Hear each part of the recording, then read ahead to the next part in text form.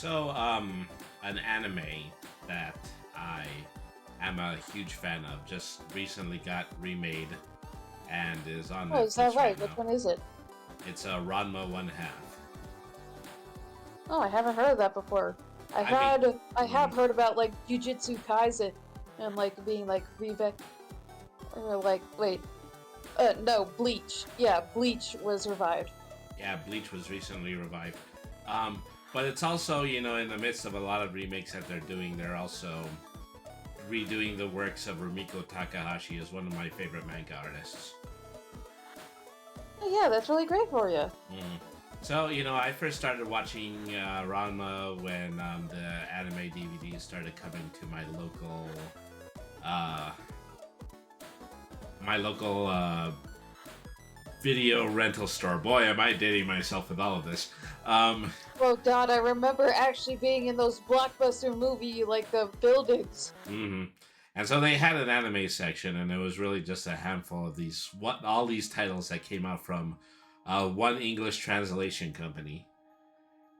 And they had Ranma, and they had Street Fighter, and they had Fatal Fury based anime. Man, we have aged to a point where we can't even like actually like comprehend it. hmm And so, well, what the new anime is doing what a lot of these remakes are doing is that they're just kind of trying to recreate the comic panels as much as they possibly can. Well, that sounds pretty faithful to the source. hmm And so it's a little bit different from those older anime episodes that came from the late '80s and early '90s, where they were mostly doing their new interpretation of it.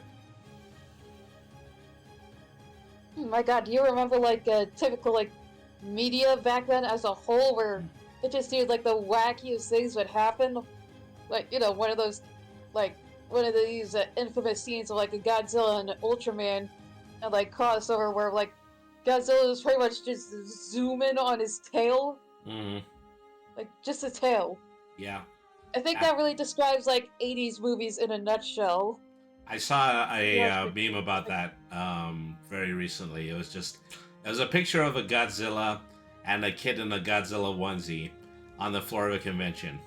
And Godzilla says, "Hey kid, would you like to ride my tail?" And the kid says, "Sure." And then in the second panel, they just show the scene from the movie where the little kid Godzilla is riding on Godzilla's tail. Yeah. Yeah, by the way, I saw like another like kind of meme, kind of like with the Godzilla get revived when like the more modern Godzilla versus Kong came out. The thing was like there was a much more older Godzilla versus Kong, hmm and in some of that there was one scene where pretty much King Kong was trying to was like shoving a tree in Godzilla's mouth, hmm and there were like a bunch of memes people were making about in the modern day in the MonsterVerse, like Godzilla is pretty much just waiting at the bottom of a skyscraper with a tree to do the same thing back to Kong. hmm So, well, you always got to keep in the back of your mind is that, the Hollywood and the Japanese movie makers had completely different MOs when it came to making um, King Kong and Godzilla. Yeah, but they're still like really fun. So, there was a time when they were doing like the Destroy All Monsters Expanded Universe, and King Kong was actually a part of it. But Oh, really? unlike most of the other giant monsters, though, King Kong didn't have any superpowers. So Oh yeah, I remember. they gave him the ability in order to generate electricity through his body. What? So just like static electricity? Yeah, and so he had a few undercard battles with other monsters, but it's it's really just it's not a thing, and now we just have the new ones by Warner Brothers. Hmm. I remember for like it's something like really good when some old things from the past are like referenced in the more modern. hmm Like in the more MonsterVerse version of Kong, with specifically Skull Island, these really big two-legged lizard bird monsters called Skull Krongs were inspired by the original King Kong having, well, two-legged lizards. Like he was trying to climb a giant lizard MMA ladder. Yeah, and you could say like those skull crawlers, I guess, as they're actually were able to. I mean, in Kong Skull Island, is really that's what they felt like, because we had already known at this point from all the press releases that it was going to be King Kong fighting Godzilla eventually in this series. Yep, it's like pretty much like just knowing something is going to happen the moment like two separate things are like set up. It's like, oh, we know this is going to happen. Not immediately, but it's going to happen eventually. Mm-hmm. And well, it's kind of a sad state that that's the way movies are these days. Is that very recently a lot of people were let down by the fact that the new Joker film didn't really end with the character that we've been following actually becoming the Joker.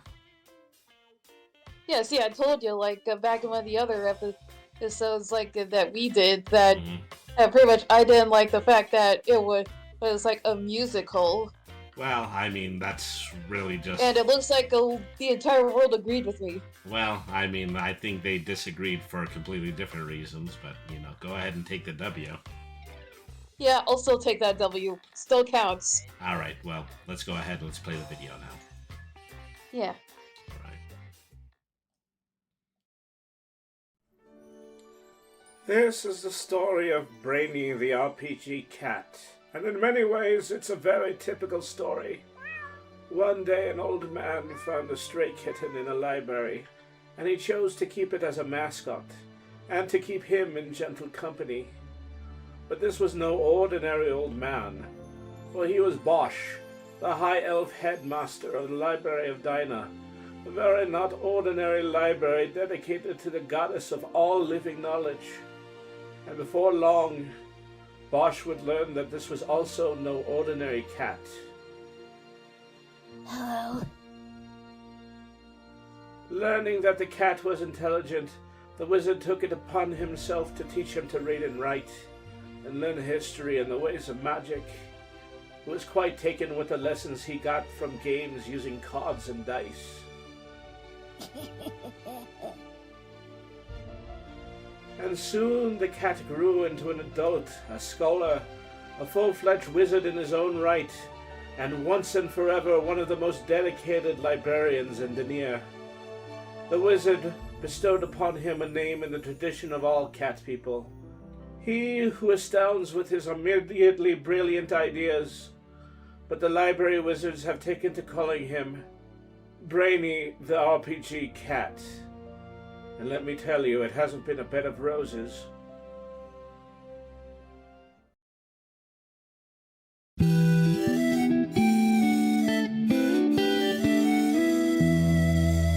Meow.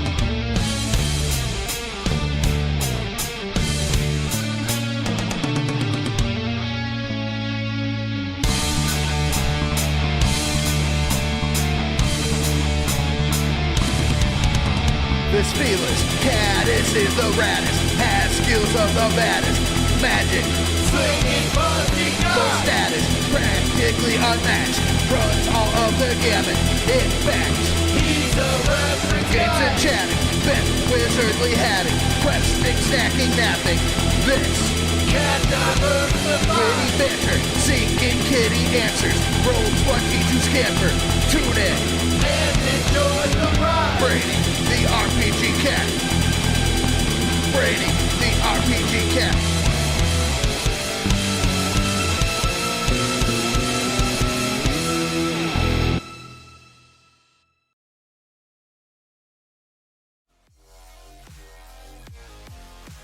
So while we were on the break, QB and I were talking a bit about the fact that I had just opened up a can of Arizona Arnold Palmer half and half.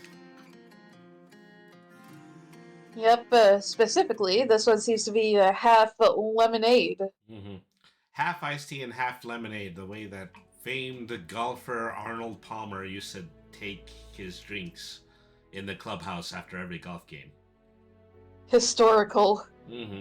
And so, most of the time, people do just call it half and half, but also um, they have a version of it in the peace tea line of drinks that's actually called Caddyshack. Caddyshack? Yeah, so at least they've got that going for them, which is nice. Oh, yeah. Hmm. Yeah, I suppose they do. Yeah, and so, well, as I drink these things is that like they're 32-inch tall drinks, and sometimes in my mind I call them long necks. Um, I'm a long way off from my drinking days, as that I'm 42 years old. My body just can't stand it anymore. Yeah, meanwhile with me, I strictly drink pink lemonade, at the frequency of that of an alcoholic, but it's not really alcoholism, it's just it tastes so good. Yeah, well, you might be better off. I mean, unless you have a family history of diabetes or something like that. No real history of that, it's just, Uh, I'm just a little weird. Yeah. Okay. All right. Well, hello, cats and kittens, felines and felidae, humans and variant humans, and every race, class, and subclass. Welcome to another episode of Brainy the RPG Cat. So this is Sunday. Sunday is usually our creative day on this channel, and we are going to be doing some more drawing of Brainy the comic, Brainy the shonen manga, which we're going to be premiering on Webtoon, probably by the end of this week. At least we'll be putting the first page up at the end of this week. Oh, as Devin is in the Yep, chat, I'm looking forward to it. He says, "Good day, hello everyone." So, hello. Oh, by the way, you have those pages pulled up to keep working on, right? Yeah, I do. Hang on a second. I was about to send Brains? you the share. Mm-hmm. All right. Hello, So, Brainy? mm-hmm. You there? You don't All hear right, me? good. What? Yeah, I think you might Okay. cut out for a second, but All right. there it is. Mm-hmm. All right, I was wondering where that was. Okay, so before we go into that, though, is that QB has done a significant amount of upgrades to the monster manual in the Baron's Wasteland, and we wanted to share that with you. That is correct. I've been more focused on the writing aspect, Mm-hmm. all the stuff with the Barons. Yes. Want to help with all the book aspirations my friend Brainy here has. Mm-hmm.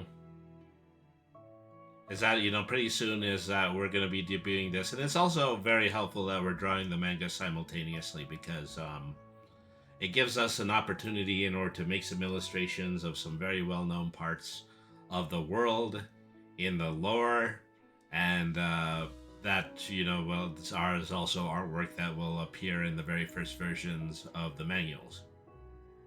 Yeah, not to mention referencing things typical references, but also actual nature. Mm-hmm.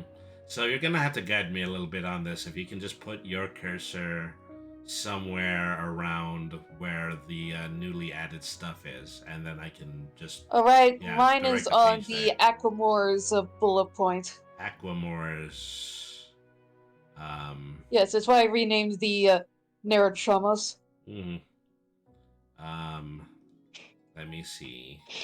It's right under Algae Kelpie in the monster Oh, section. algae kelpie. Okay. Yeah, Yeah, it's I underneath just seen that yeah. description. Okay, the Aquamores. Do you want to read this? Sorry, just had to breathe there. Mm-hmm. Here. Anyway, yes, I will. Oh. At an astonishing 260 feet long, the Aquamores is so far the biggest creature discovered in the Barrens. This gigantic centipede lives in the ocean surrounding the supercontinent, leading scholars to theorize that Aquamore's size was fueled by the realm's chaotic magical environment and deep-sea gigantism. The only currently known means of Aquamore's hunting is an ambush predator along the shores of the Barrens. The species' back exoskeleton imitates the light reflection seen on pristine beaches, making the massive arthropod indistinguishable from the rest of the water. When a prey item gets too close to the edge of the sand, the aquamores will launch with a record-breaking 1,200 feet per second to use itself as a whip with large pincers against the prey. The speed and force of this attack often causes an easy meal due to the victim receiving broken necks and suffering from whiplash. The powerful breaches are enough to break the sound barrier, which can cause pseudo-drizzles that can be mistaken with the start of a thunderstorm. Aquamores will then drag the prey to the water, presumably to a safer place to eat. Absolutely frightening. And so, a lot of the monsters that not have only come out... is it big, it is fast. Pretty much, kind of referencing like how like in like the main first Barons episode, like one of these was pretty much running at like the speed of like a bullet train. Mm-hmm. And also that length, that is twice the length of the real world's largest sauropod. It's like roughly about the size of a subway train. Essentially, if not maybe even longer. And then again, I didn't specify whether it was like, adults or juvenile that could that might be that length upon discovery. Hell, it might have been younger. Whatever was found might have been younger, and the older ones could get even larger. Yep. So, a lot of the monsters that have been created from the Barons has just kind of been a combination of the concept of giant prehistoric insects juxtaposed with an enormous amount of knowledge QB has of fauna in general. Yep, quite a bit of it, as a matter of fact. Mainly due to morbid curiosity. And so, I mean, more than anything, they love my reaction as, oh, gee, damn nature, you're scary. Exactly, that's essentially like my work summarized in a nutshell. That one Family Guy gag. Damn, nature, you scary! Okay, so next article, the Brutoscorpio, I'm assuming. Hold on. Actually, that would be the Ferrum Rictus. Ferrum Rictus. Alright. Just under Calamity Moles. Give him that little nickname too. Yeah. Now then, the Ferrum Rictus, also known as Iron Maidens, is another apex predator that strictly eats minerals, which frequently puts them in conflict with Dapum terrarum. The anatomy of Ferrum Rictus is similar to the Calamitous Sophodians, but unlike the Calamity Moles, the Ferrum Rictus has their entire body reinforced with steel and metal, save for the eyes. Unlike Dapum terra, Ferrum Rictus will claim a single mountain as its territory, which it will patrol and attack any invaders. It has a strange habit of taking flora from surrounding environments and bringing it to its mountain to further decorate it, possibly as a way to attract the opposite gender of its species. If the environment you're in is too neat and picturesque, leave the area immediately. Ferrum Rictus will show no mercy towards any living thing that's uninvited, and will even place other victims around the borders of its mountain as a grim warning. And what may be another means of attracting a mate, presumably to promise security. The nickname Iron Maiden was granted due to the species' means of killing intruders and displaying them. It will either ram them with the long horns on its head, or it will crush its jaws with many short spikes hidden in its mouth. Once the victim is dead, the Ferrum Rictus will impale them on trees with sharp branches.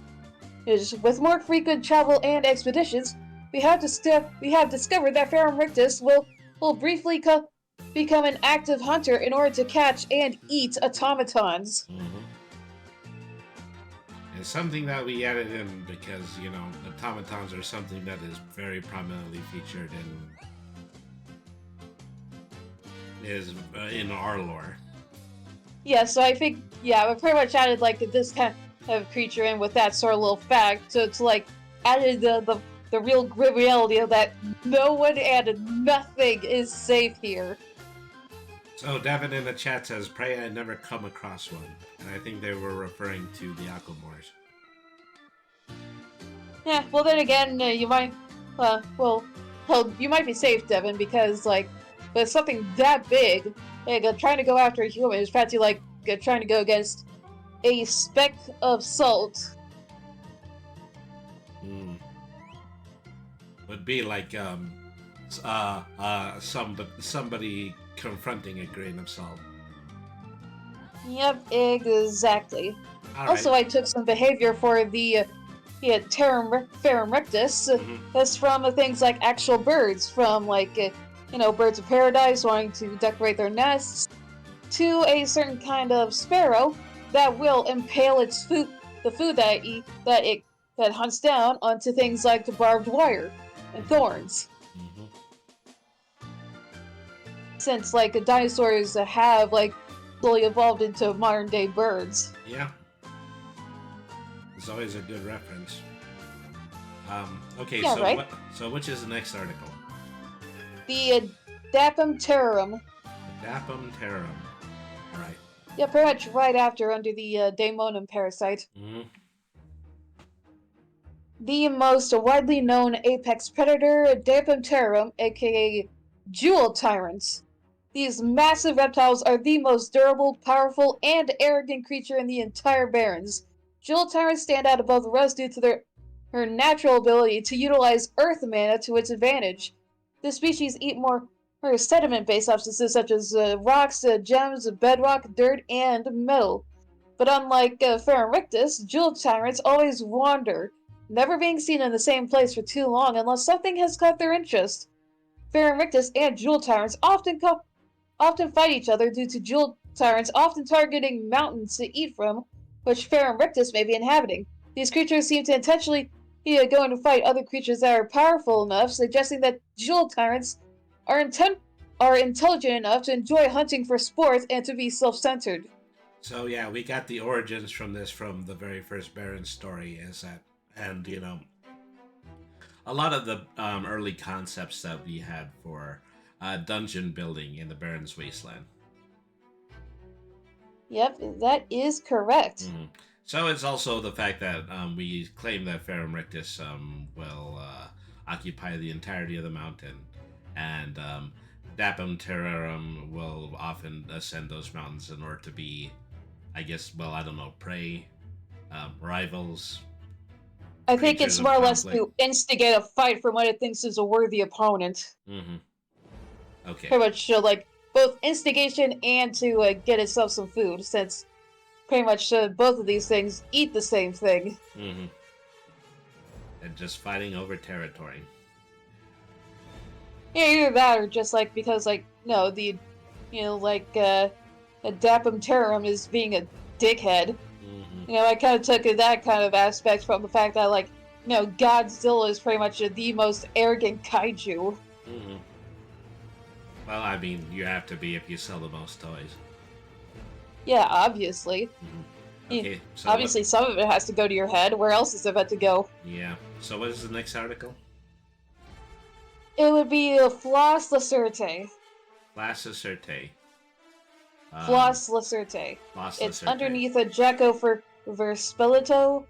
Oh, and a kind of across from a dire wasp. Mm-hmm. So it's like close to underneath the dire category. Mm-hmm. All right. Well, I already have it up. All right, sounds good to me. Now then, creatures that are more plant than animal are very common in Barrens, the prime example being Floss Lacerte. The fusion of Stegosaurus and Ankylosaurus, but instead of plates or armor, the Floss Lacerte has numerous flowers growing from its back, with a single flower being the largest of all of them. Due to its anatomy, it has a wide symbiotic range with many different kinds of pollinators day and night.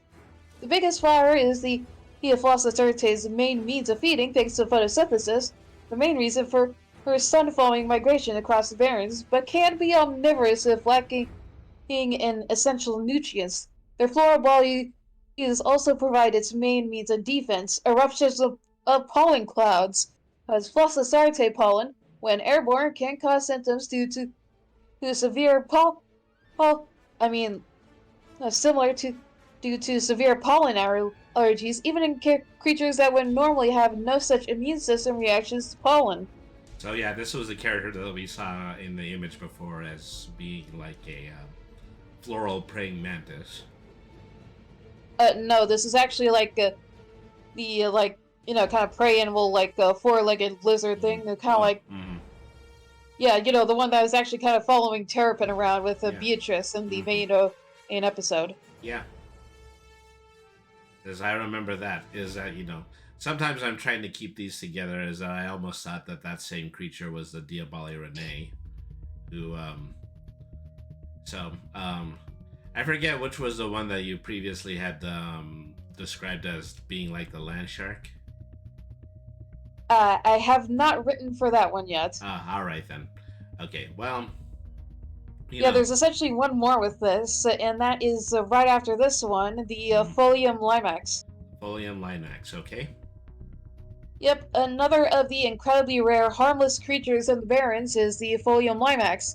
This invertebrate has multiple genetic ties to animals like snails, octopi, anemones, and different kinds of aquatic plants, yet lives on land.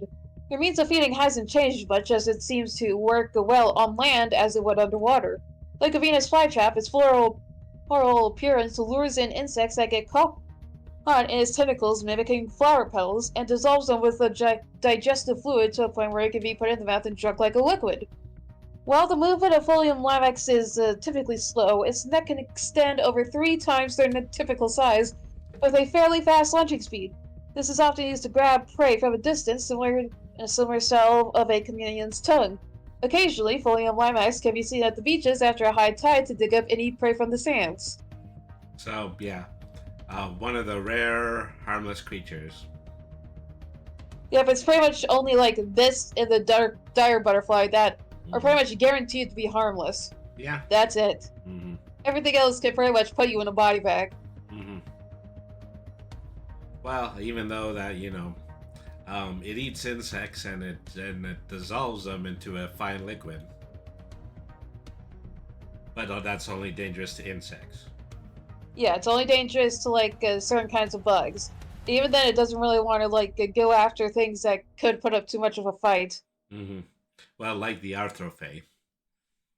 Yeah, not like the Arthrophae. Like only bugs to a certain amount of size and capability of actually fighting back. It will not go for things it knows are far more capable of hurting it far more than it could be able to eat. All right. So, you had one more article? No, that was the last one. That was the last one. So, we've read a lot about these in, some previous episodes, and while I've been keeping all of the archives over on YouTube, it's really that, this has really just been over a long span of time. And if you're willing to search for the entire thing, I'm pretty sure you can get the everything that we've written so far, but probably it would just be better in order to just finish up and release the module at this point. Yep, essentially. And so this is something that we're definitely hoping to do. Oh, and also speaking of YouTube, is that QB has actually begun doing live streams on YouTube again. Yep, I have returned to my YouTube channel. So that was youtube.com/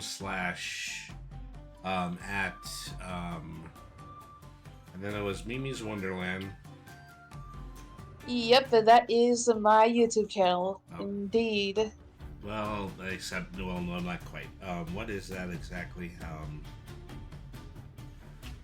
I just want to be sure I'm giving the correct URL.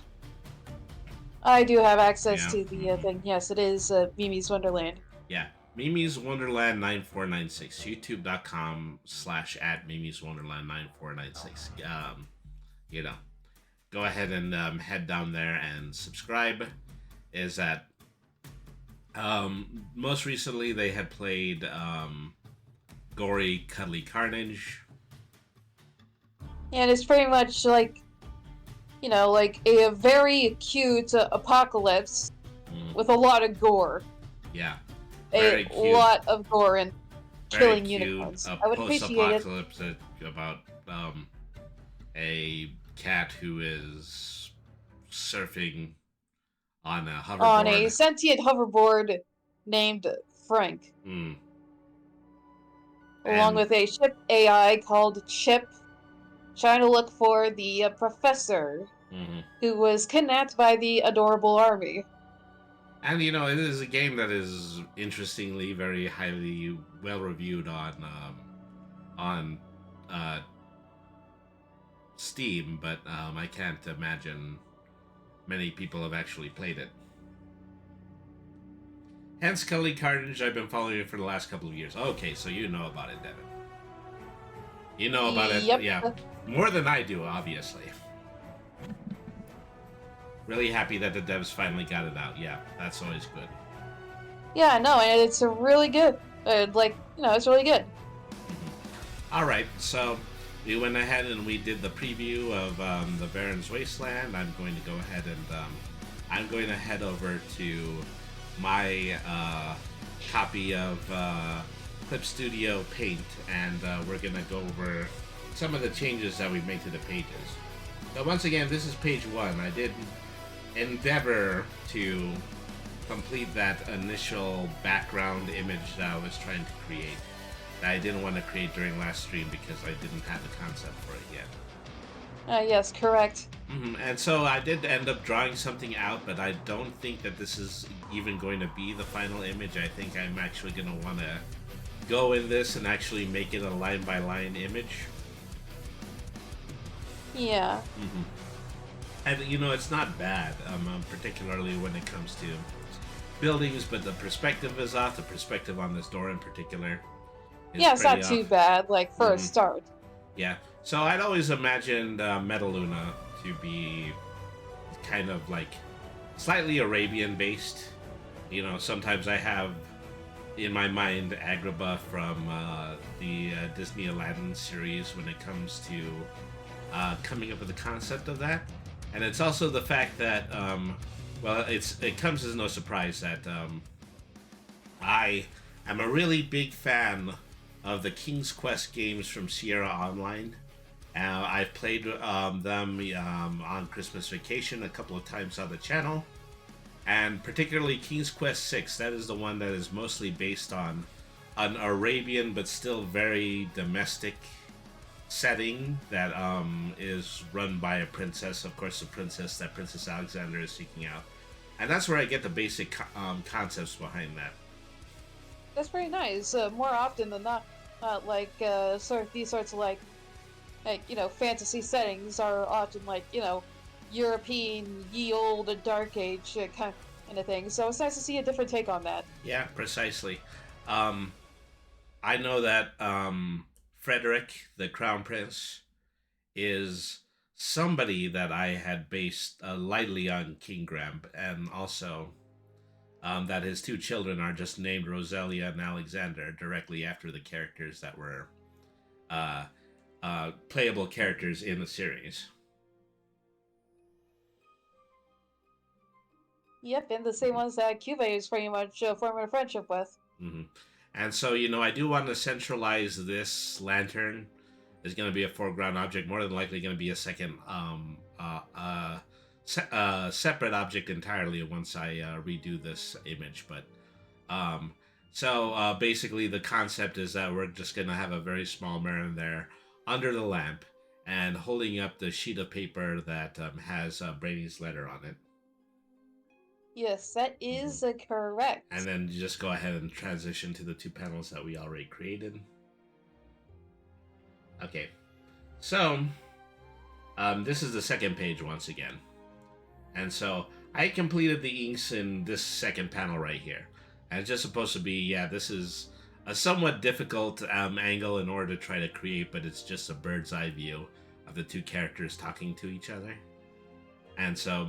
Yep, and it was fairly easy since my takes on the characters were pretty easy to chibify, Yeah. And so, this is, just another different kind of challenge as far as I'm concerned, is that, you have to take those initial character designs and then you have to think about them in, different angles and specifically what it's going to look like. The way that Otto's visor is positioned in contrast to where his mohawk would be, that is something I'm probably going to need to readjust. Yeah. And it would probably look more like 3 fork prongs, in the back of his head, rather than just 3 converging into 1. So in this middle panel, this was something that I had to improvise. Um, so let me see what did it look like in the original sketch. Okay, well, I need to bring this back down to frame 2 in order to show you that. So this is what it looked like in the original sketch. Yeah, and I can't really Mm-hmm. see it too much because what you're showing me is like kind of like looking at your stream. Yeah. And so this really just kind of has 3 figures that I was, just sketching out incredibly lightly so that I could write the script. Yeah, sort of like to set out like Brainy's main goals here. Like, even though these people are monsters, they're still people. They should be treated equally. Yeah, and that's what the general concept of it is. So, the aim in this one is that just to take this concept and make it a little bit more readable. So I came up with a gag is really just the fact that the orc is holding back the goblin, and then there's a kobold holding a coin, and then a changeling in the very far background. It's probably going to be even further in the background when I ever find this image. Now that I think about it, it would be pretty confusing for a changeling to see an Arthrophay and be like, wait, they based changeling off this thing instead of me? Mm-hmm. What? Well, I mean, I think at this point in the story, changeling and Arthrophay are 2 completely different things. Yeah, I argue I would say that, Arthrophay are very different from changelings. And if anything, like, changelings are way less like, mythological changelings than Arthrophay. Mm. So we've kind of, I don't want to say it's a retcon, but it's just kind of a sideways expansion of the concept with Arthrophay that they do shapeshift, but they shapeshift in a way where they're looking for adaptations in order to add to themselves.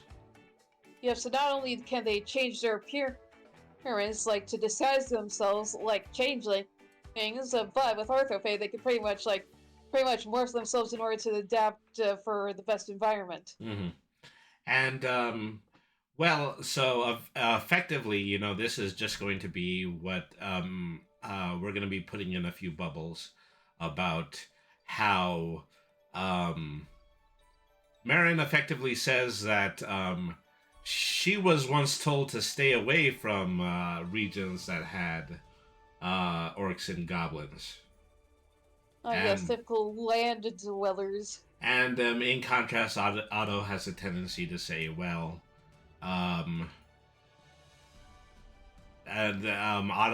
has a tendency to say, I've actually spent a significant amount of time among goblins and orcs, and they're actually pretty decent people when you get to know them. And so that brings us to the next panel, which is also something I'm going to need to improvise, but it's another image of Marin and Otto speaking to each other, and where she says, okay, I guess I am sorry for, I didn't want to say directly stereotyping, I forget exactly how I put it up in the script. Let me actually maybe something like making assumptions? Yeah, I apologize for making assumptions, that's what it was. Yeah, there we go. And then introduces herself. I'm Marin Corlanth from the realm of the Corlanth. And she, once again, I had to just come up with an on-the-spot idea about what they're going to be doing in the panel, which is, Marin is going to be... is this my pencil? No, it isn't. Okay. Yeah, not the pencil. Yeah. So Marin is going to be holding out her hand for Otto to shake, and then in the following panel, Otto is just going to hold his hand aloft because he doesn't quite understand what the concept of handshaking is. Yeah, this is still like the period of, this is before we all met, and so Otto was still saying things like this unit. Mm-hmm. So, just and going... also, I remember with the, changelings being completely different with Arthrophay, there was an entire subplot with, the entire crew was pretty much just trying to figure out what Cuvée even was. Mm-hmm. Because, this thing isn't, any other race we've seen before, and it pretty much just walked right in through the basement. Yep. So, as usual, just starting out with my rough draft here. Yep, like you demonstrated the last time. Mhm. Sketch with the pencil, Mhm. and then you kind of smooth it out later, and then you use the ink thing. Yep. And so go on over, how I developed my artistic discipline and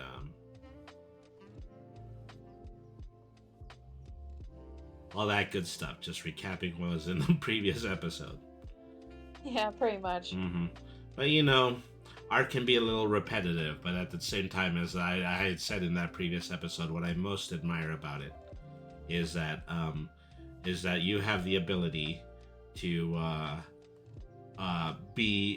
work within it in a very diverse way. Yeah, you can pretty much do anything you want with the concept of art. There's pretty much technically no real wrong way to do art. So let me see. So basically just roughing out, what Marin's hair looks like in this scene. I mean, of course, it is not going to be this slapdash when I do the final one. Yeah, it kind of looks like she got a daub of whipped cream on her head. And so, still doing what I can in order to work with the character designs that QB created. Yep. And at the same time do something slightly different because we are drawing Marin in the outfit that she actually wears as a VTuber. Yep, but currently, because this is before she really put on all the, adventure garb. Yep. The adventuring garb, just also something that is turned out to be a very significant plot point. Yep. Like a symbol of growth.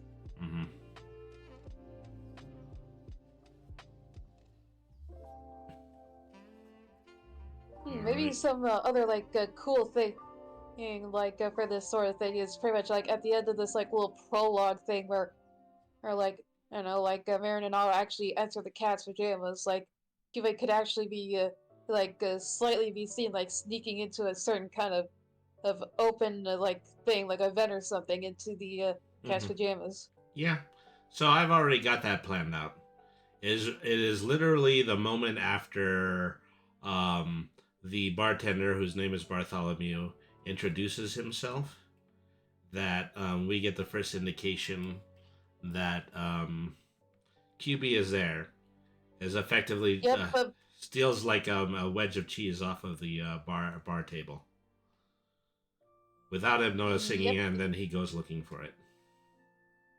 Yeah, but this would pretty much be the kicker off. Where it's like a little B story with these manga where Bartholomew is thinking something paranormal might be going on in the cat's pajamas when really it's just Cube's just sneaking around doing little shenanigans. It's sort of like a Scooby-Doo thing. And thinks there's a ghost, but in reality it's this little bug child thing, and that's wearing a scarecrow-like costume. Yeah. An incredibly creepy-looking costume of a rabbit. And so, we're going to be working that out in between the 2 or 3, the first couple of sections where we had already had the story plan is based on the first 2 actual play RPGs that we had created. Yes, that is correct.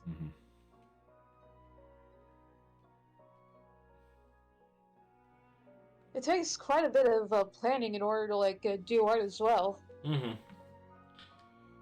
Well, I mean, it kind of does, but then it also, the thing that the artist is capable of doing that the non-artist is that that they have effectively developed a means in order to, just create shortcuts within the enormous amount of planning.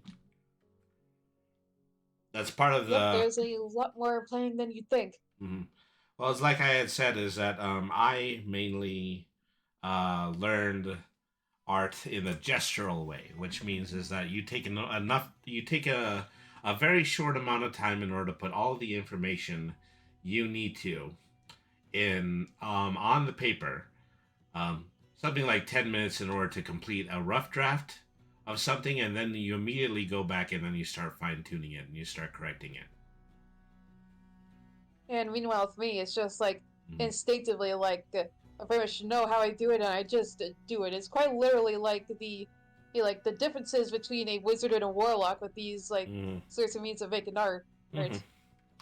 I mean, so there's in any kind of discipline like this, there's always a difference between um, someone who is naturally talented and somebody who has actually worked within technique. Um, and I actually started out like that. Is that I was just doing my own drawings for a significant amount of time, and I was flying by the seat of my pants. That's another thing that is frequently called that they frequently call it when you tend to improvise all of your drawings, as they that you call it pantsing. Really? I've Hmm. never heard that before. So let me give you just this is probably a good example of that. Um, It's just like mhm, whenever I heard the word like pantsing, it was uh, literally just like like yeah. someone pulling someone else's pants down. Hmm. But pantsing in the creative sense, it just means is that you have the ability to just fly by the seat of your pants. That's what it means. So, Huh. like one thing is that when I made this improvisational drawing, I drew a mouth the way that I typically do when I draw cartoon art. But then I had to remember this is an anime, so I have to draw an anime mouth over that one. You Yeah. know, so just always be in the situation where you'll be adjusting the previous images. Hmm. You know, I guess the best way to say it is that I've learned things from both ends. I've learned how to be improvisational with my drawing, but I also learned a lot of art technique, and it's the art technique that helps me to propel through a significant amount of the sequential art practice. Hey, Brady, I think I might have an idea for like what to do with the hair. Like maybe if you had like a little like kind of like a bit of a V on her head, that would kind of like be like a sort of transition to like the swirl on the other side. Possibly. Is that, I'm Yeah. tackling it from the wrong angle.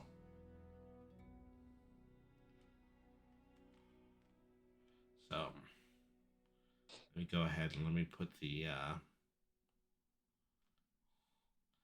hair spot here, and then also I need to draw the ear. Yep. Which in this sort of draft is like some miniature fins. Mm-hmm. Okay. And it has this double ribbon in her hair. And so as I had said previously, I started by on this very far end, and then just kind of trying to put the poofs in, but then, well, no, that just looks like a hand. Well, personally, I think like those curls like in this sort of angle are kind of like unnecessary because that's sort of like just the thing that you would usually see like when you're looking for the side. Mm-hmm. Well, I see what you're saying, but it's also that's actually not true about this image. Is that they're in a three-quarters view, which is the way that you had drawn the original image. So I do need to be respectful the way that you drew the hair in that original image.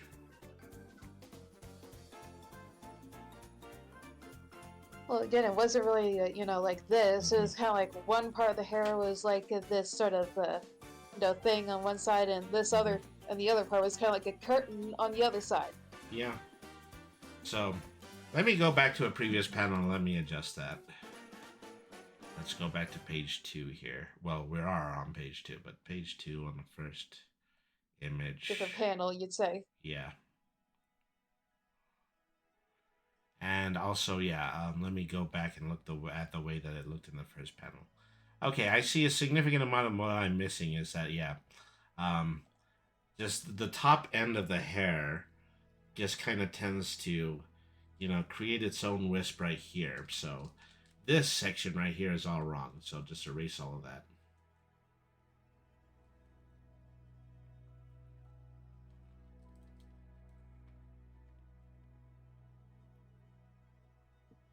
And so draw the entirety of the hair wisp and then draw the area underneath it. I think maybe that should be a little, like, longer and lower. Yeah.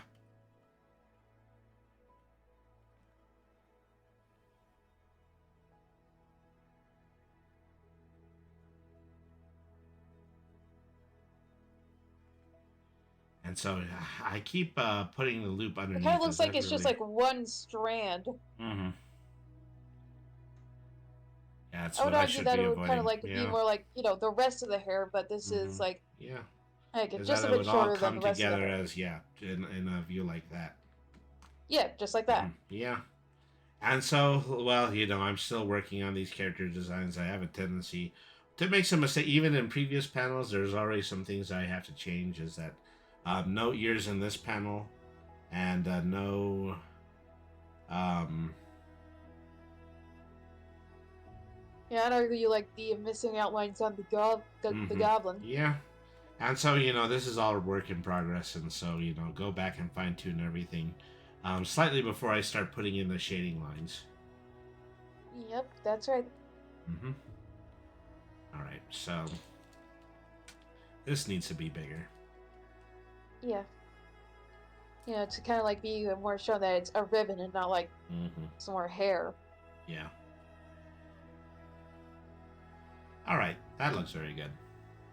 Yeah, that'll work. So, ordinarily, I draw straight down when I do my rough draft. I'm gonna taper the neck this time. Yep, to be more like a real world and neck.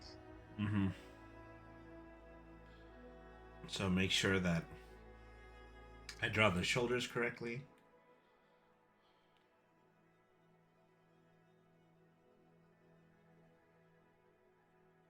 Yes, I believe that is the case.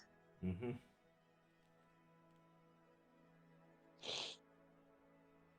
ever have like some of those times where it just like feels a bit hard to breathe occasionally? Yeah, well, so you're having an allergy or a sinus attack right now? Like, no, it just feels like, a little bit more hard to breathe than usual. Gosh. Well, sorry about that. To me, it does sound like your sinuses. Yeah. It might be why you just like, and like actually hear me like just flat out exhale. Well, let me know if you don't feel well enough anymore, then we can go ahead and we can.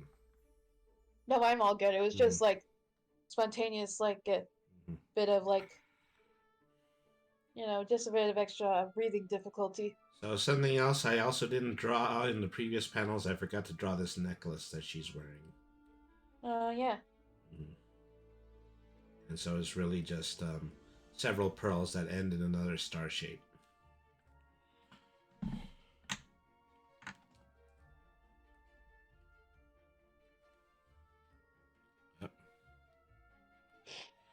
Something looks slightly funny here is because there's no gap right here. And also,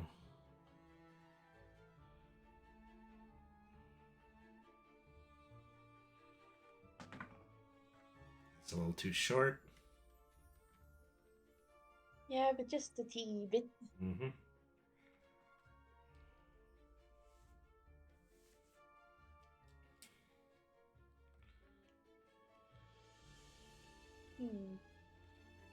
I'll make some adjustments to that before long. Just really the way that her dress cuffs don't look the same as they do in previous images. Yeah, I feel like the arm cuffs need to be like made more different because I think the previous panels they were like very much covering the shoulders. Well, I mean, the previous panel that I have, it's that they're low enough in order to connect to the neck of the dress. Oh, yeah, that's right. Yeah. But I think like the little issue is that they're kind of more like ovalish. Yeah, I completely inverted that. That's what the issue is that the frills need to be on the top of the sleeve, not on the bottom. Yeah, pretty much on both sides. Or like a strap at the top and a frill at the bottom. I This is believe that precisely was the how things it's that are, play out inside of my head while I'm drawing.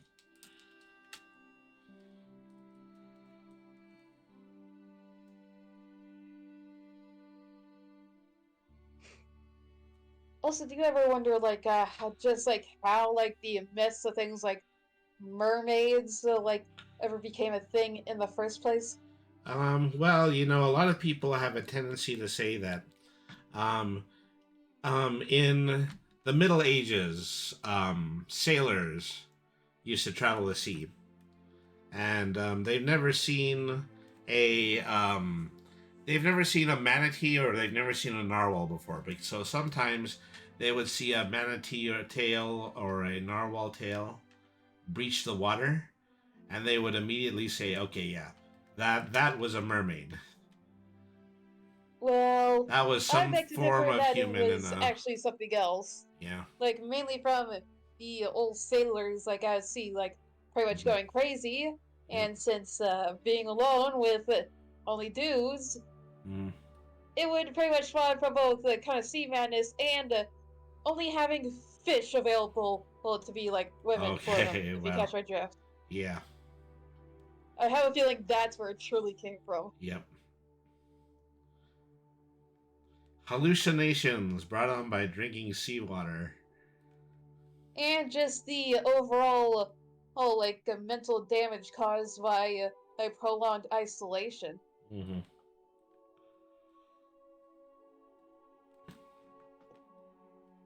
I mean, we're all social creatures. We need some kind of social interaction. Otherwise, we end up, as those old sailors, and who ends up instead of having a body pillow as a girlfriend, they had fish as their girlfriends Had a manatee.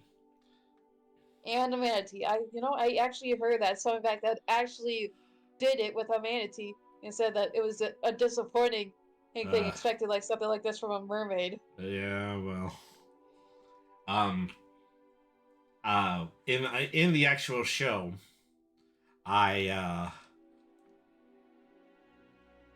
is that I recall I did a portion of I believe it was an Irish drinking song. Oh yeah, I think I Yeah, remember that as song. that is about the mermaid, and then the chorus effectively goes, "But her lips were green and scaly, her Oh yeah, I think that hair was like was one of blue the and first pale." episodes that Yeah, pretty much I was in with mm-hmm. we were You know, like trying to steal something from hmm. Foghorn Leghorn. Yeah, that was the third episode, and that we were in the Pirate Islands, and I have a tendency, in all of my stories, to put in at least one neurodivergent goblin moment, and that was the neurodivergent goblin moment for that one. In the end, I Yeah, did and end up also never forget apologizing to that Marin like for that. Hume was actually able to scare a beholder. Mm-hmm. Like just a flat out beholder was scared her to me so much that he accidentally went right out of magic disguise. Mm-hmm. Yeah, Well, I I mean, that was remember that. also that I was Believe it's improvising in a Skilly moment. Jones or like Davy Jones or something like Davy Jones Locker. Yep. Um. Well, that's actually Jolly Roger. Is the name of the flag, Jolly Roger. Oh yeah, I thought I was onto something with something like that. Mm-hmm.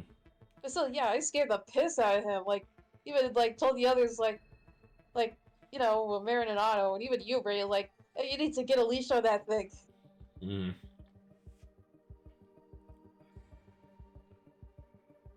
And of course, like the entire a Wizards of the Coast debacle legacy happened, and we pretty much now Davy Jones does not exist right now. Mm. Well, um, he does. I mean, as early as that third episode, I knew that we were going to start having problems with Wizards of the Coast copyrights. So I changed him from a beholder to just an eldritch abomination. Is that tentacled, cone-shaped, vaguely blob-like creature? Oh yeah, that makes sense. Mm-hmm. Makes it even more impressive that Cube scared him. Mm-hmm. But then again, arachnophobia really actually is like one of is actually pretty much the most common fear ever. Well, I also think that was the first foretelling that there were people out there who actually knew what QB species was, Yeah, pretty much. and that he From was like, somewhat nonplussed by that. yeah, it was also Hmm. pretty much a hint that like something was up with Cube. Like this wasn't really a changeling, like a changeling like how we know. Hmm. Like this is something else. Let's see. See, here's a detail I forgot here. I forgot to put Otto's collar on. Yep. Yeah, pretty much. And that's the design from Alphonse. Hmm. So, you know, we at times use borrowed ideas when we work on TTRPG. And then we Yeah, try it's to like turn them into, creative concepts like this and then try to make them more original afterwards. yeah, it's pretty much what I do. Like I use something else I like as a reference, and then after some hard work, I make it original. Hmm. Technically, Yep. at least not old enough to like spur a lawsuit.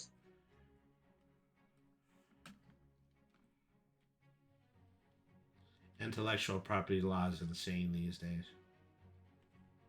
Yeah, and that's actually due to like the whole thing with Michael Rat. Hmm.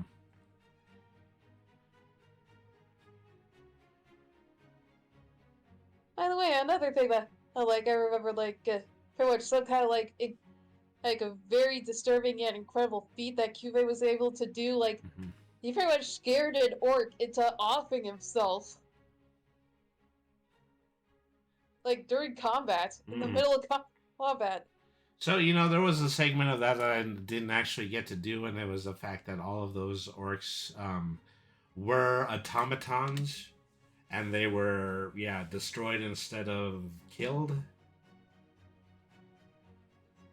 Yeah, but then again, like scared one of them into offing themselves. Okay, hang on a second. I'm going to need to reset this because somehow I have once again lost my dynamic, my dynamic pen in Aw. Clip Studio Paint. So yeah, I'm going to have to go back and I'm going to have to go over some of this again. Yeah, alright. I did a significant amount of drawing and then I realized, okay, well, no, I don't have my stabilization.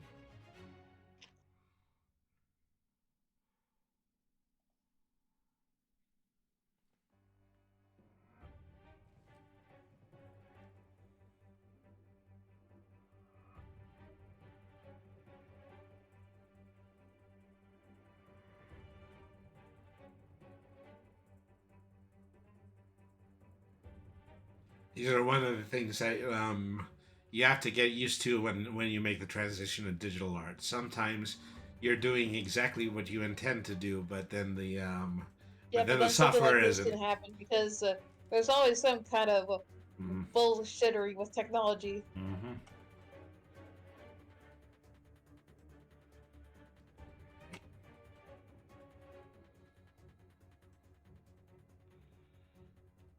And also, like, I remember when you told me that York just like this when you pretty much told me that York just decided to cut his losses and jumped into the river. Or Mm. like, I was shocked. Yeah. But that is, one of the things that that was tantamount to the mistake that I made when I didn't make that declaration. Is that orc was really an automaton, and then diving right into the ocean and diving right into the bog was not going to hurt him at all. Yeah, but I think it's pretty funny. And also, Mhm. another kind of kind of dark hint to Cuba is something else entirely. I don't think this ball accoutrement that I drew in the sketch actually exists. No, this is actually where the knight's collar should be. Yeah, because like typical changelings in this kind of version, like before or now, before Arthur Fade, don't have this kind of effect on, you know, others who encounter them. Mm-hmm.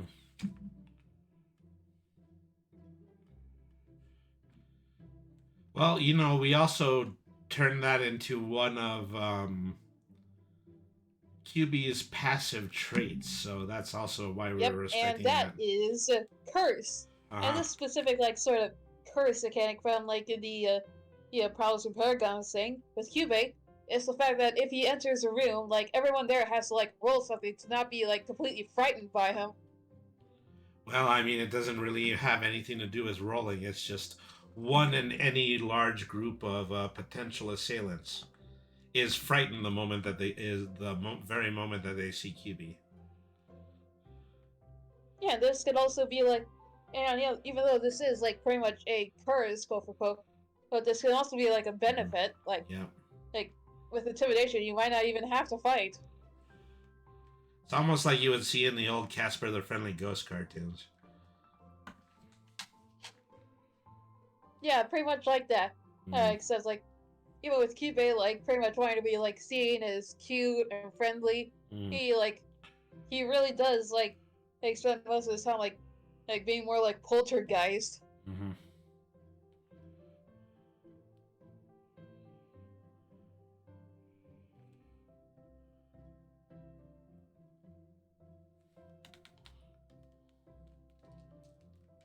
Messed up the angle on this a bit.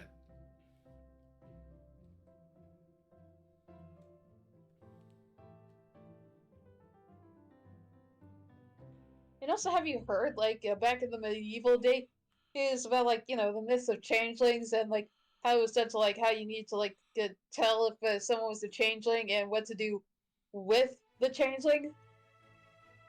Literally, one of them includes, and I'm not joking, like that one meme of like press this button to Mm. put the baby in the oven. Yeah. People were on some crazy stuff.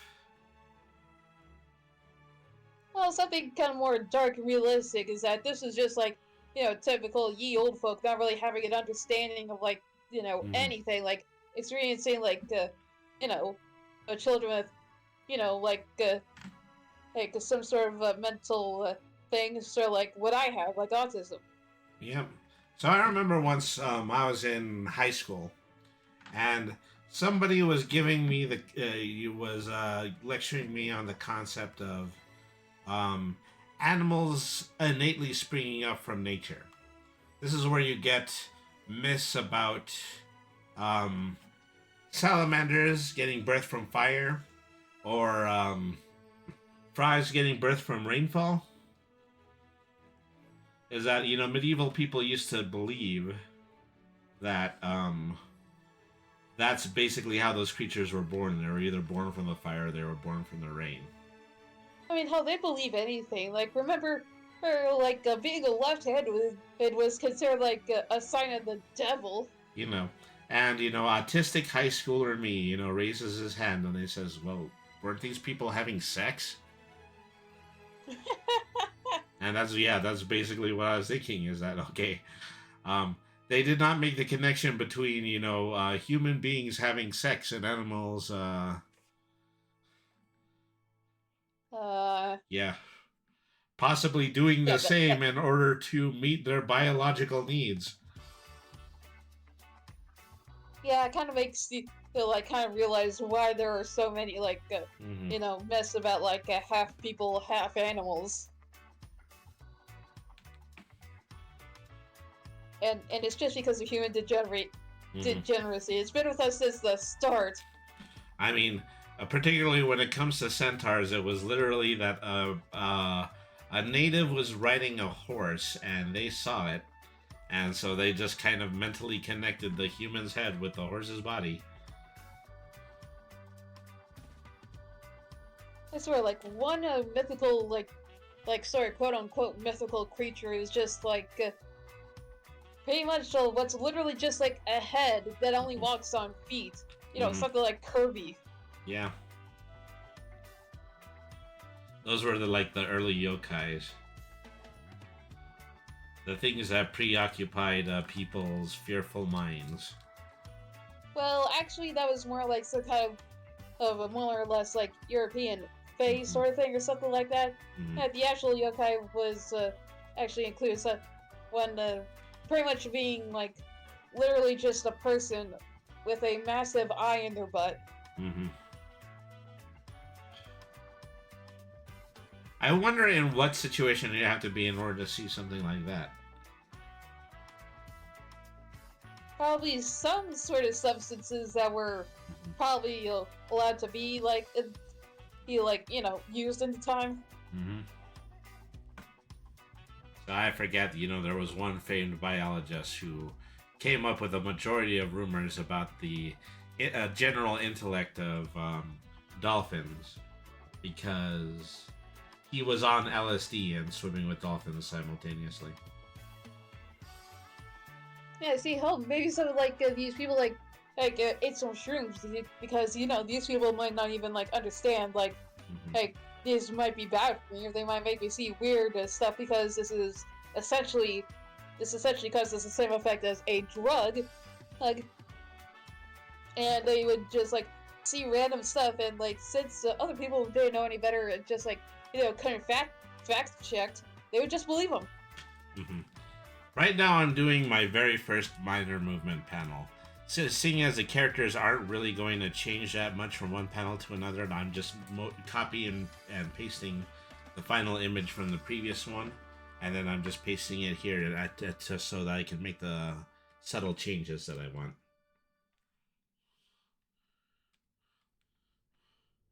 So here, Marin is still holding her hand out to shake, but then her expression is going to change slightly. And so give her a much more neutral... Confusion? Well, just give her a much more neutral face. Do a slight change to the angle of her eyes.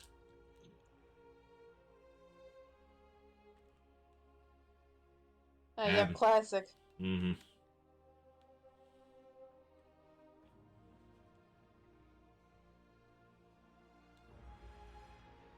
And then we had to for Otto, we had to remove most of his arm, and then we just kind of have to show him holding up his arm at an angle to show that he misinterpreted what the handshake was supposed to be.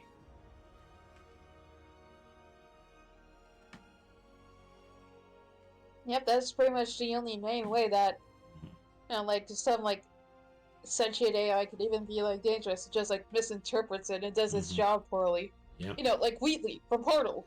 Mm-hmm. So I have a whole LGBTQ read of Portal. Is that right? Yep. So you have to think of GLaDOS and Chell as being a lesbian couple who broke up and are dealing with the fallout of their relationship.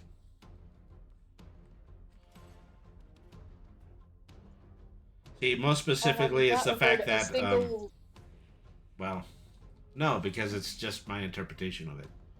Call it headcanon, I suppose. I think they might have single-handedly shut off my brain for a second. I actually blue screened. Yeah. Is that how much of that makes sense? Is that GLaDOS is a career woman, and most affectionately takes after her father, who would be Cave Johnson. Wheatley is the person who is just such a homosexual denialist that he doesn't see that the two of them are in a relationship, and then keeps trying to help from his own perspective.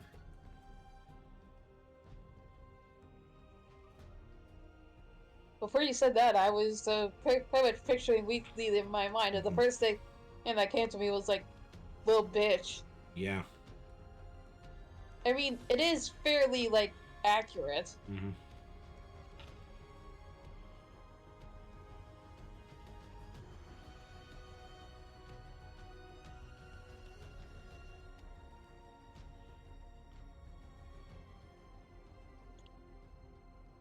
Okay, so that's basically just a panel with a subtle change in it. In the first one, she's holding out her hand to shake. In the second one, he's just holding his hand upright. But they're both effectively in the same position with just some minor changes. I got that technique mostly from reading webcomics, specifically the webcomics on, what used to be dumbcomics.com, but eventually that website shut down. A few of those comics moved on to Webtoon. The one that I specifically got this concept from came from a comic book called Frog Raccoon Strawberry. Wait, like Rocket Raccoon? No, Frog Raccoon. There's a raccoon in a frog suit that was trying to be a superheroine. Oh. I kind of regret bringing it up because it was from an animator and storyboard designer in popular animation that recently got called out for child pornography. Ooh, yeah, that is pretty rough. I really hate when that happens. Is that I take it personally sometimes. Is it me? In order to be driven enough, in order to draw pages and pages of cartoons and animation, do you have to be a freak in some way? Yeah, no, I think it's just like something that's not always too common among like other people. Mm-hmm.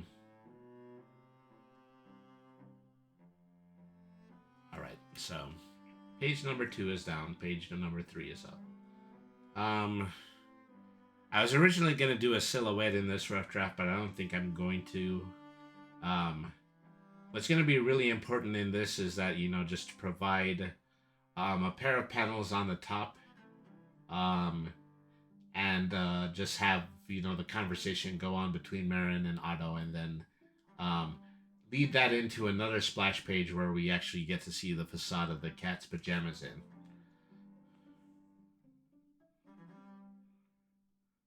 So what I'm probably going to do... Hopefully I will have some art for the cat's pajamas fairly soon. I mean, for some reason, I keep getting an idea in my head that is somewhat similar to Rita Repulsa's palace in Power Rangers. More accurately, Benora's palace from the Sentai that Power Rangers comes from. Oh, yeah? And so it's a little bit like that. It's palace-like, but then it's also really strange in its architecture. Literally something that was designed by a wizard. And still relatively, rustic and wooden because it's in the poor, monster-filled area of the realm. Well, you know what I pretty much had in mind for this? Is like pretty much make the building in a similar sort of manner as an actual cat tower sort of thing. Yeah. And like those sort of cat jungle gym things. Yeah. And kind of like add like more building and fantasy-esque parts to it. That actually works. Yeah, see? Yeah, like pretty much I saw like, I was pretty much thinking of the name of the thing, like, cat's pajamas, and say, well, Brainy's a cat. I might as well make it look like a place that a cat would hang out at. And maybe every other cat in the entire realm here would probably just come around here to play with whatever might be I don't know, hanging off of in the building or something, probably climbing it. Yeah, that totally works. Yeah, you should totally do the draft of that because I think that sounds very good. Yay! Had a good idea. So right now is what I'm doing is I'm just making 2 slightly diagonal panels that are facing each other. And so I've seen this sort of style of making a panel. It's mainly for when there's one big main scene for something important. So as I had mentioned in the last episode is that the key difference between manga style comics and Western style comics is that Western style comics tend to be a little bit more static when it comes to their paneling, whereas panels can really take any shape or form in manga. Yep, and with comics, sometimes these panels often change their environment as if they are in fact a part of what's going on. Yeah, especially with characters that are known for breaking the fourth wall, like Deadpool or something. It actually involved him actively crawling out one of those panels into this white void. And so The manga artist is typically concerned with composition. They're concerned about whether or not everything reads respective to the way that the panel is laid out. In ordinary manga, that would be from reading right to left, but since this is still a Western comic, I'm still doing it left to right. Yep, but that is right. Mm-hmm. So they kind of technically be like some kind of hybrid between like comics and manga, but with what we're doing. Mm-hmm. So if it even does. Yeah. So yeah, for this first panel, I was originally just going to draw them walking horizontally in silhouette, but I think I'm going to switch that up a little bit. I'm going to start to draw reduced images of them again.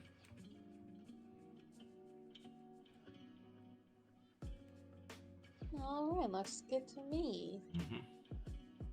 Oh, that's awful. Alright. Ooh, yeah. Uh-huh. Like, kind of looks like a whole bunch of little rat tails. Let me see.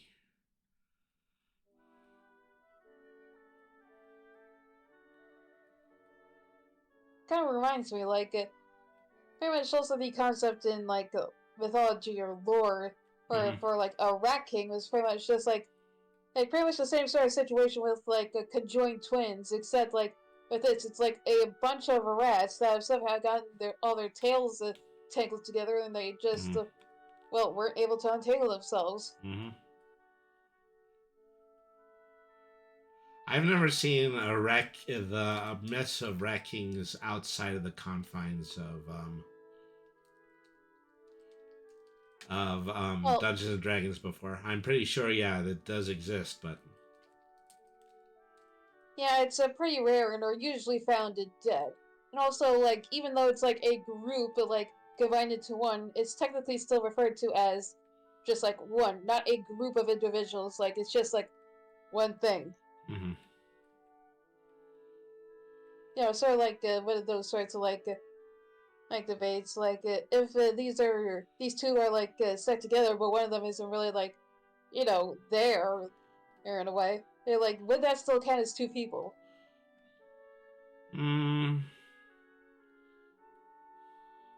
Well, you know, given everything that we've discussed so far, it probably makes more sense that people believe that it's two people more than anything else.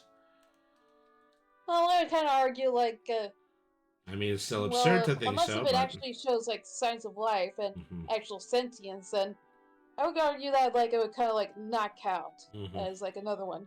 Yeah. Like, it was said in, like, you know, like, a Monsters University, like, we count bodies, not heads. Yeah. That guy counts as one.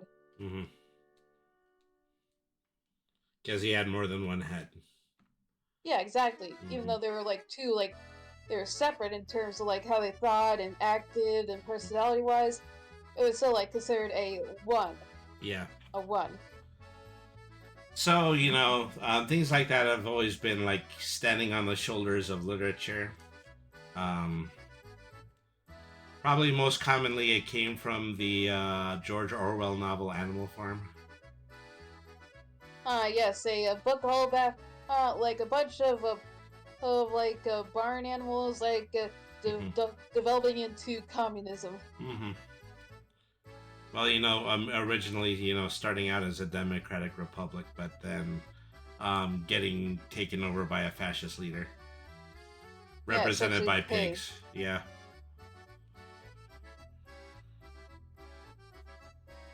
Yeah, I remember that, like, people were saying, like, when they told someone else about it, like, they thought it was, like, for kids or something. Like, you know, I can't stop thinking about it. Oh, yeah, it's like teaching kids about Kentucky Fried Communism. And, like, well, these serious atrocities that happened with that. We tend to make, you know, just have a tendency to do that. You know, I don't think we do it enough these days as they used to in the old days, but, you know, they were in a situation where, like, World War II was, you know, current events. Yeah, you know, in full swing. I mean something like the Cold War, or actually was, like, constant concern about, like, you know, what if the worst happens? Well, sometimes you sometimes get a little bit nonplussed whenever I show all of those um, cartoons on the Heckler channel that depict Adolf Hitler. Yes. Mhm. I also It gets made pretty touchy. Well, I also made a brief mention of the fact that the Dr. Seuss novel, the Dr. Seuss book, Yertle the Turtle, is also an anti-fascist metaphor. Oh, is that right? Yeah. So you think about the story really quick. Yertle the Turtle is somebody who wants to be able to see over the walls of his own lake. And he does that by stacking other turtles up underneath him so that he can be on the top. But eventually it all falls over.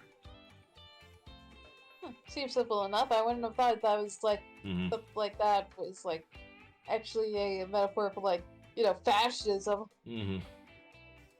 But hey, the guy who wrote like the I mean, author of so like James and the Giant Peach was in effect a Nazi. yeah. So like, what Mhm. would I know? Yeah. I mean, just lots of lots of concepts like that. Yeah, things can get like pretty dark sometimes when even when you're looking at things that are seen like, oh, it's just Mhm. kid friendly.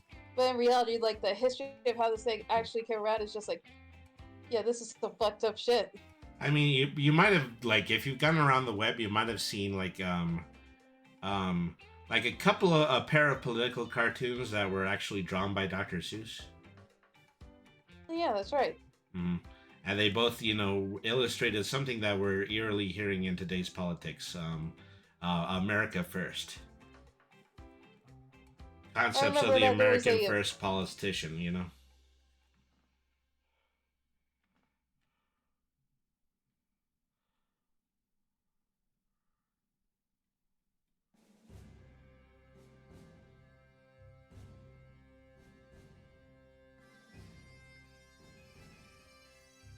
So it's also the fact that an enormous amount of media was created just after the war by people who participated in the war and had real reason to dislike the Nazis. This is where you get most of the work of Mel Brooks and also the TV sitcom Hogan's Heroes.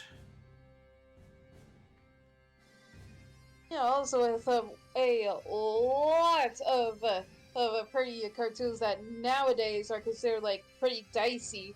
Mm-hmm. That like back in the day were making fun of the enemies that were committing all these atrocities. Mm-hmm. And that was the slightly older attitude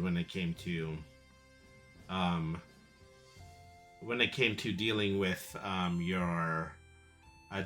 your wartime opponent. Is that people believe that if you made your opponent ridiculous looking enough, then nobody would actually believe what their nobody would believe in any of their dogma. Yeah, I guess it would make sense. Mm-hmm. Well, I mean, I still think that's something that's a little bit unproven. Because Yeah, I would agree. personally, I think the German Nazi is somebody who has been parodied so thoroughly that nobody even really believes it exists anymore. I kind of argue against that more recently. If Mhm. anything, it's gotten ridiculous for like the complete opposite way for pretty much the reason like there's people online who are supporting it even though they are in fact like the people that would absolutely without hesitation get thrown into a furnace. Mm-hmm. Well, as that is to say that at this point, they really can't help it. Is that they really just don't have that kind of concept about history. One that I got from Yeah. ironically watching a ton of very old propaganda cartoons. Yeah, I pretty much got this sense of knowledge just from watching like the worst of humanity. Mm-hmm. Yep, including the modern day where there was like modern people doing all this stuff. Mm-hmm. And it's incredibly contradictory, specifically with the stuff like Kanye West, Mm-hmm. singing his praises about the Hitman, and Yeah. it kind of made me think like, You do know you were another enemy of the Up, you cut off a little bit at the end there.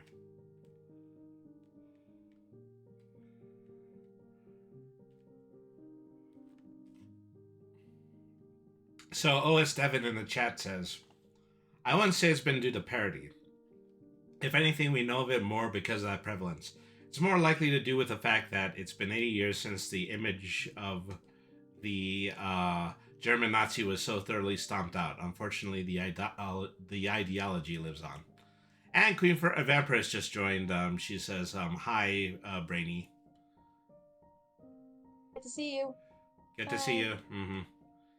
Is that you blinked We're out? just talking about making drawing some art for our little comic here, and also some really dark topics. Well, As you do. yep. As you draw, your feeble mind begins to wander. Yep, it's kind of like playing a video game, and while the next part of it is loading, you see the black screen and you see your reflection for a bit, and you Mhm. actually have a moment of clarity, you think what am I doing with my life? And then all the happy colors come back and all your problems are solved. Shit. Well, I know It's that kind it of is like that. something that is bound to happen among people with an artistic form of expression. I mean, yeah, The look at me. I pretty volatile much creative type. yeah, I pretty much came up with concepts for things like characters and creatures off of some the most disturbing parts in nature or that the world has ever conceived throughout time. It's pretty obvious that I'm gonna have thoughts like this. Mm-hmm. Queen Vampiress asks, "How is your night?" I Yeah, mean, doing pretty good. you obviously see what I'm doing with my night, so Yep, along with me, who's pretty much watching him. all right. So I need to make some position adjustments here. Uh-huh. So going way back into when I first started learning how to draw, is that one of my big handicaps was the fact that I always just could draw anything any old size. And technically, I haven't gotten over that, but nowadays I can just highlight a section and transform it, so that it's really not that much of a problem anymore. Yeah, pretty much. Mm-hmm.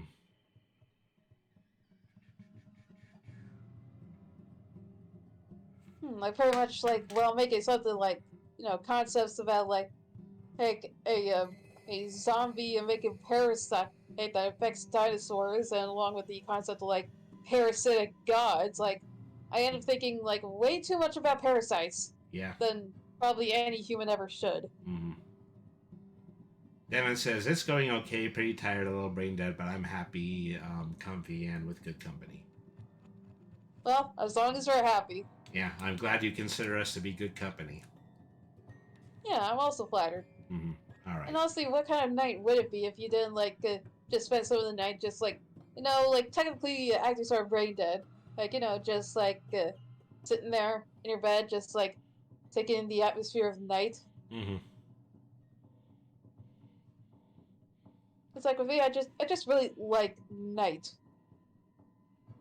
It's way more quiet and peaceful. Well, Mm. and all the stars are out. Yep.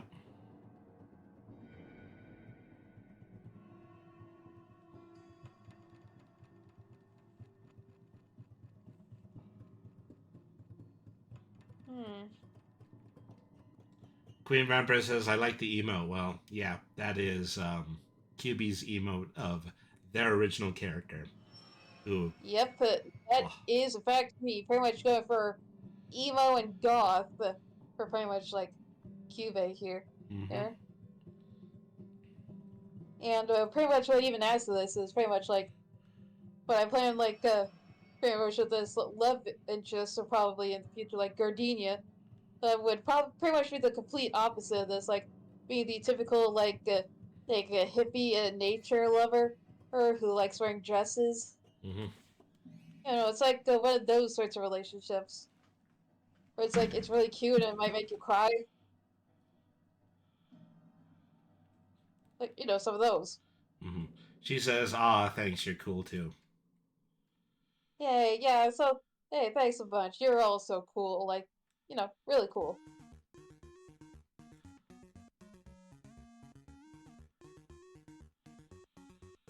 And by the way, speaking of like, pretty much, Cuban does have, like, something like that where he does have the trait, like, vampiric from the Powers of Paragon's handbook.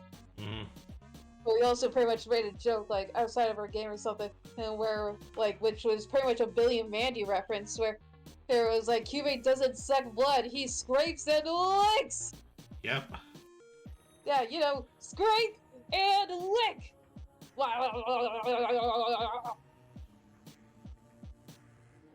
Scrape and lick!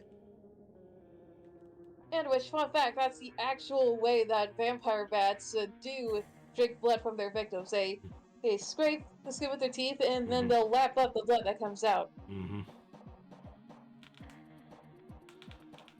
So You see, the actual part blood of that, sucking yeah, comes from bugs. yeah.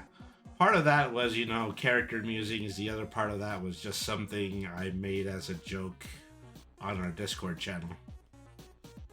Yep, and I decided to, like, bring it up here because, like, well, one of our, like watchers has a vampire in their surname, and it reminded me of that joke, and I think it's funny. Mm-hmm.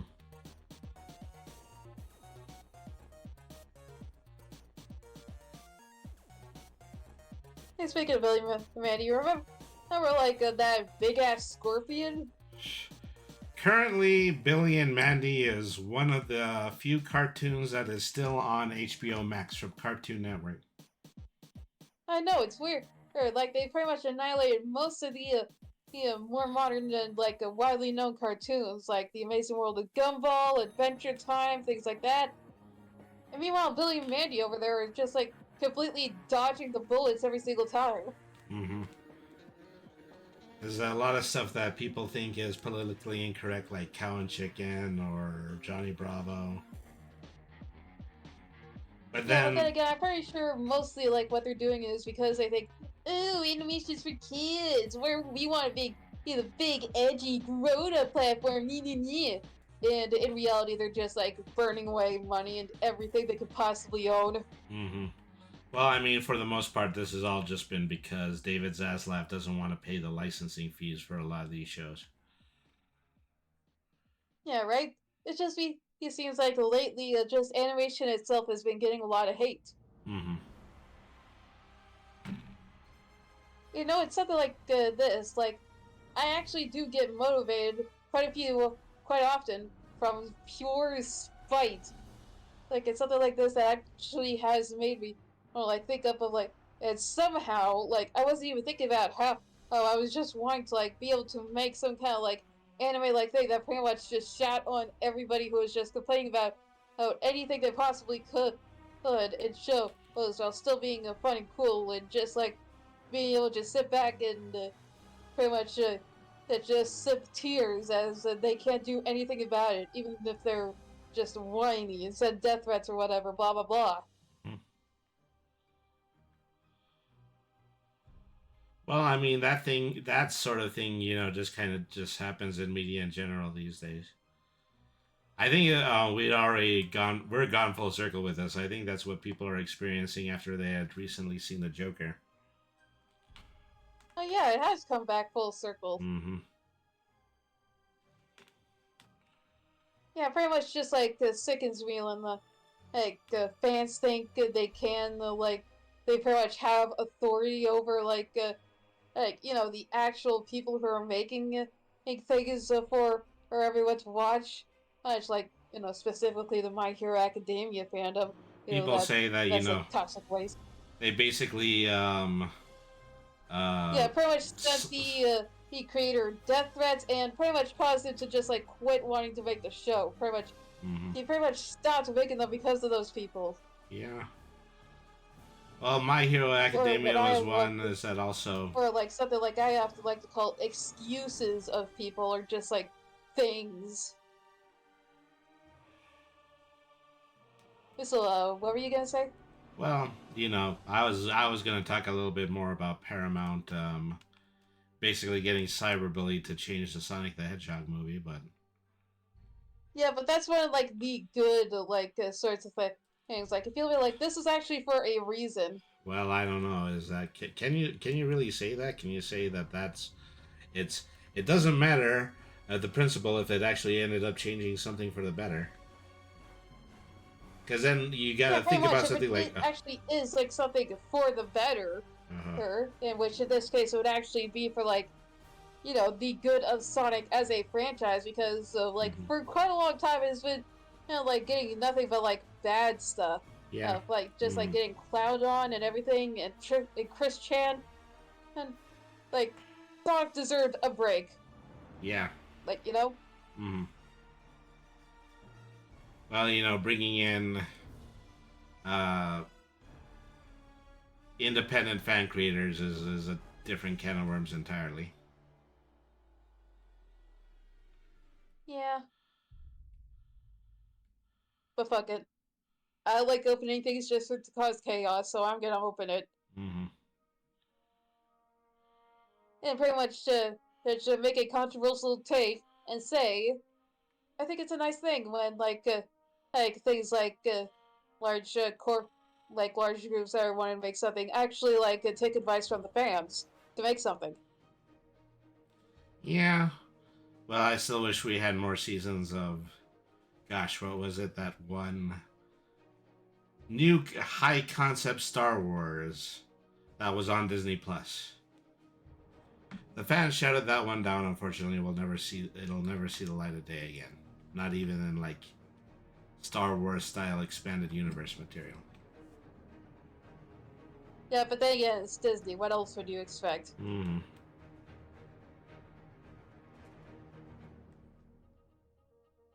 Yeah, something that makes things like the One Piece live action show actually good. Yeah, and so that's the thing is that a lot of people did complain about the One Piece live action show because it wasn't accurate to the comic, but it didn't need to be accurate to the comic. It needed to tell the story differently enough in order to keep me interested. Yeah, the fact that they pretty much respected the fan base and still stayed true to it to a certain degree Mm. is a good thing. Yep. And also, by the way, why is Otto kind of walking like Dr. Livesey in that Livesey walk meme? Um. Like, you see Yeah, it? I see it. Oh, well, it's just I ended up drawing it that way. I'm not. I'm not very good at walk cycles. I'm going to admit that. But then just go ahead and still allow it to be part of the uniqueness through If which I anything, will I draw like this this comics. better. Like, I could Uh-huh. already see pretty much adding someone like you or me into like this sort of walk, Mhm. and it would actually be animated, and like the music, like the music would be added to it. I have honestly It just seems thought funny. about doing exactly that. I've got the animation software. I can make the walk cycles. Oh hell yeah, do it. Yeah. Eventually, yeah, coming to this channel, animated GIF of our four party members walking like the Dr. Lively meme. Yep, and each of us walk it in a certain way that kind of like expresses like our character. Hmm. Or like pretty much Otto being Lively here, being how big and bulky he is, and pretty much like either like Brainy probably being at the front, and Cupid being at the back, like pretty much walking kind of like a little gremlin. Hmm. Because he Is has spent most of his time like being a quadruped. yeah. All right. And speaking of which, you know that a facultative quadruped actually includes the pangolin? Um. Yeah. Yeah, I do remember that. yeah, pretty much. Let's go to this second Like, panel. Add the sketch into it. yeah, same thing with like gorillas as well. Hmm. Also, facultative quadrupeds, Hmm. specifically when they knuckle walk. Hmm. All right. So I obviously wanted there to be a back view here, but once again I'm just gonna redraw it. Yeah. You know, take every opportunity in order to take one drawing, turn it into a slightly better drawing. That's my philosophy. Yeah, I've taken an opportunity to improve. Hmm.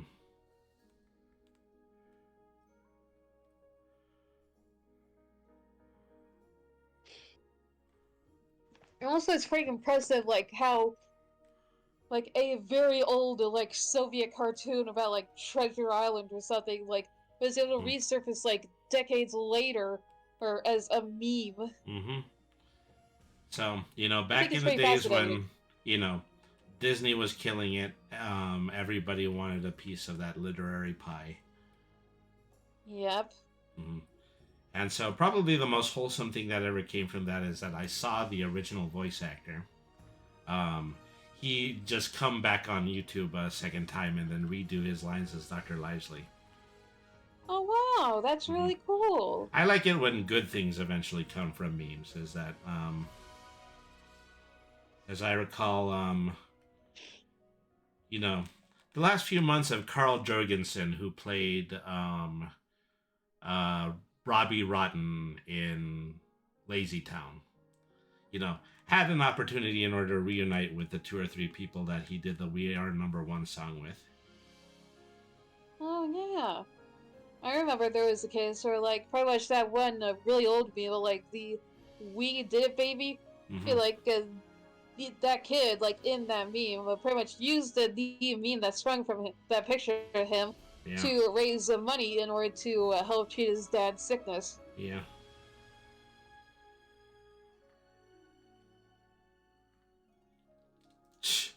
Okay.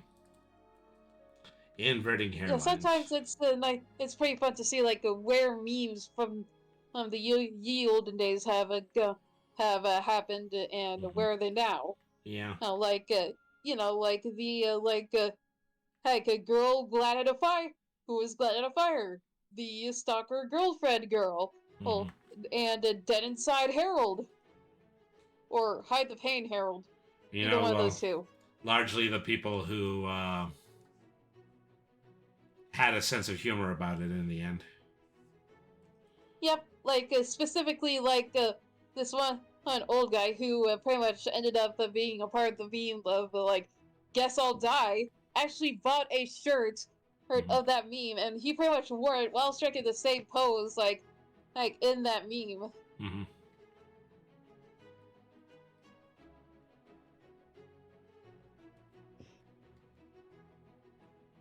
Yeah, sometimes nostalgia could just be like great. Hmm.